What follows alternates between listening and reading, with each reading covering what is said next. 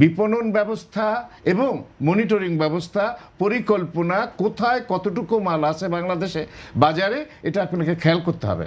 নাইলে আপনি শুধু মনিটরিং করলে হবে না, আপনাকে দেখতে হবে, তথ্য দেখতে হবে যে আপনার ডিমান্ড কতটা ইম্পোর্ট হয়েছে, কতটা বাজারে ঢুকছে, কতটা বাজারে ঢোকার জন্য অপেক্ষা করছে। এই তথ্যগুলো যদি জানেন তাহলে আপনার বাজার মনিটরিং করতে, বাজার কন্ট্রোল করতে আপনার সুবিধা হবে।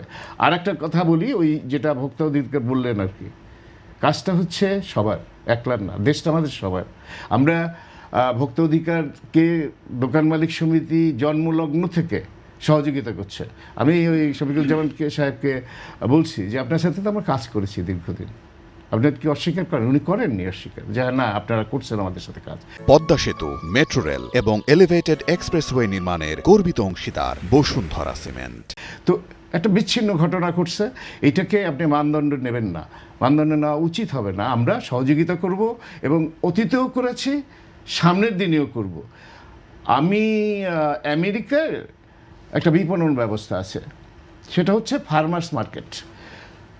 কৃষিজাত পণ্য যারা উৎপাদন করে প্রান্তিক পর্যায়ে একটা দিন ওখানে যে হ্যাঁ, এবং সেখানে ওরা রেস্ট্রিকৃত থাকে, রেজিস্ট্রেশন হয় ওদের, এবং কেন্দ্রে একটা ওদের বিক্রি করার জন্য একটা শেড থাকে।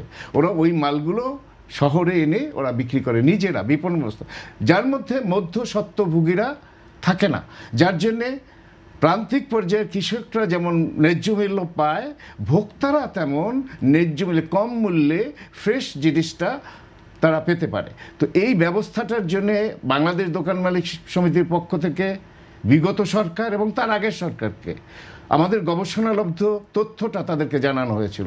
তারা বলছিল, এই বিগত সরকার বলছিল আমরা দেখব, কিন্তু কাজটা হয় না। অন্তর্বর্তী সরকার, হ্যাঁ, অন্তর্বর্তী সরকার, উনি রেজওয়ানা আপাকে বলা হয়েছিল যে এটা আপনি করেন।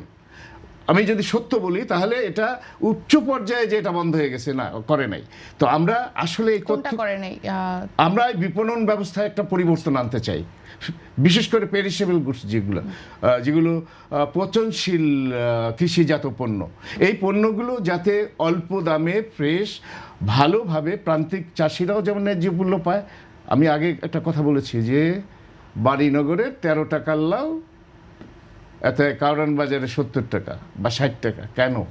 এটা আমরা দেখাইছি যে এইভাবে মধ্যস্বত্বভোগীরা এই টাকা নেয়, হাত বদলের ফলে এটার দাম বাড়ে। এইটা করলে এটা বন্ধ হবে। তা আমরা মনে করি যে আমাদের সবার যে বন্ধ হবে, বিপণন ব্যবস্থার পরিবর্তন আনতে হবে, ট্রান্সপোর্টে পরিবর্তন হবে, চাঁদাবাজি বন্ধ করতে হবে। কারণ বাজারে এটা বলি আর কি, এখন কি হয় আমি জানি না, একটা ছোট্ট জায়গায় 7 বার বিক্রি হয়। তো এটা অনেক ব্যাপার, হয়তো এটা রিস্কিও বলা, তারপরেও বলি হয়, আমরা গবেষণায় দেখছি এটা হয়। তো একটা দাম তো বাড়বেই, আপনি 120 টাকা লেবু তো কিনবেনি, কিছু ঝামেলা তো আছে, এগুলো বন্ধ করেন, আমরা সবাই মিলে করি। সরকার যদি বাজার মনিটরিং জোরদার করে তাহলে কি এই রমজানে দ্রব্যমূল্য আরো নিয়ন্ত্রণে? সরকার একা পারবে না, আমি বারবার কথা একটা বলি, সরকার একার পক্ষে মনিটরিং করে এটা পারবে না। আমাদের সবার, যারা আমরা স্টেক হোল্ডার আছি, আমরা একটা স্টেক হোল্ডার, দোকান মালিক সমিতির একটা স্টেক হোল্ডার, ব্যবসায়ীরা, ইম্পোর্টার, আমদানিকারকরা, বিপণনকারীরা, ট্রান্সপোর্টাররা, সবাই এই ব্যবস্থাটার আওতাধীন। এরা সবাই সহযোগিতা করবে এবং আন্তরিকভাবে এদের কাছে সহযোগিতা চাইবে সরকার, আমরা সহযোগিতা করব।